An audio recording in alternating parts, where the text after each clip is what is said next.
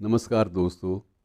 दोस्तों, अजीब तो लगेगा लेकिन अब ये तथ्य है, तथ्य को कैसे नकारें ये भी समझ से बाहर है कि भिक्षा, आप ये विश्वास करेंगे इस बात पे कि भिक्षांदेही, ये एक मंत्र जो अक्सर फ़कीरों के मुंह से निकलता था। अक्सर संत लोग होते थे जो गली गली जाकर लोगों से भिक्षा लेते थे, उनके मुख से ये शोभा देता था। लेकिन अब तो भिक्षांदेही अपने आप में एक व्यवसाय बन गया है, और एक व्यवसाय नहीं बल्कि एक इंडस्ट्री बन गया है, एक उद्योग बन गया है। और इस उद्योग में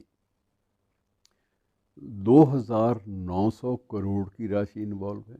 2,900 करोड़ की राशि भिक्षा के उद्योग में निवेशित है। ये कितना एक अजीब सा तथ्य है जिसकी ओर पता ही नहीं लगता कि इसको स्वीकार करें या इसको नकार दें या इसे अच्छा कहें या बुरा कहें, लेकिन ये तथ्य है।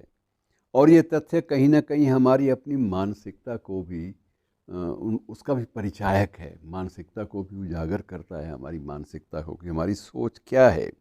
अभी हाल ही में एक सर्वेक्षण हुआ, और उस सर्वेक्षण में जो कुछ तथ्य सामने आए, वो तथ्य सिर्फ ये है कि अब भी हमारे देश का एक विशाल बहुमत मध्यम वर्ग का, विशेष रूप से उसे कहा जाए कि एक नेक एनजीओ है उसमें कुछ निवेश कर दो तो उसको वो तो नहीं जचेगा या उसको बहुत ज़्यादा उत्साहित नहीं होगा। लेकिन वो ये उसकी मन की बात पूछी जाए तो कहता है किसी भिखारी को दे देना ज़्यादा अच्छा है।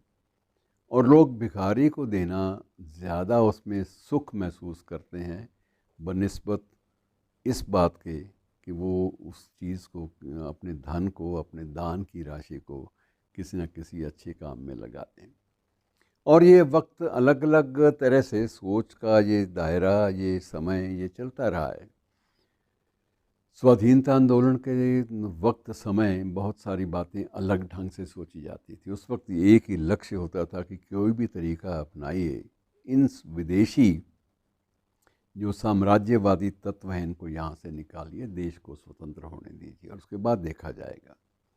देश के पल्ले कुछ हो या ना हो, लेकिन हम स्वतंत्र होकर उन संकटों का, उन बाधाओं का सामना करेंगे। लेकिन ये सहन नहीं होता कि कोई विदेशी आकर, आक्रांता आकर बैठ जाए हमारी छाती पर, और उसके बाद हम लोग घुटन महसूस करें, ना हमारा वैचारिक विकास हो सके, ना हमारा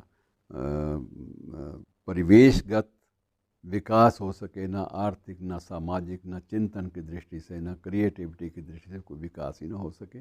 ये चीज़ सहन नहीं होती थी। ये एक समय था, वो समय था जब फैज़ जैसों को ये भी कहना पड़ गया कि मताए लौह कलम छिन गई तो क्या गम है, कि मताए लौह कलम छिन गई तो क्या गम है, कि खूने दिल में डुबो ली हैं उंगलियां हमने। लेकिन वो वक्त चला गया, समय बीत गया। किसने कारावास में या काले पानी में कितनी अवधि काटी, इन बातों पर जिक्र करने का, चर्चा करने का, या उनके आधार पर कोई मीनार खड़ी करने का जो मामला है उसको फ़िलहाल छोड़ दीजिए। लेकिन एक तथ्य है कि देश में सोच जो है वो अभी तक विकसित नहीं हुई। अब भी दशमांश वाली सोच तो समझ में आती है कि आपने अपनी आय का 10वां हिस्सा वो सामाजिक कार्यों में लगा दिया, लेकिन ये समझ में नहीं आती कि आपको दशमांश तो खर्च करने में थोड़ा संकोच होता होगा, लेकिन आप किसी भिखारी के कटोरे में कुछ ना कुछ डालने से परहेज़ नहीं करते। और कोशिश वहाँ भी ये करते हैं कि यदि किसी आप रस्म भोग पे भी जा रहे हैं तो वहाँ सारे लोगों के सामने आप जेब से कड़कता हुआ 1 रुपये का नोट निकाल के भगवान जी के सुपुर्द कर देते हैं।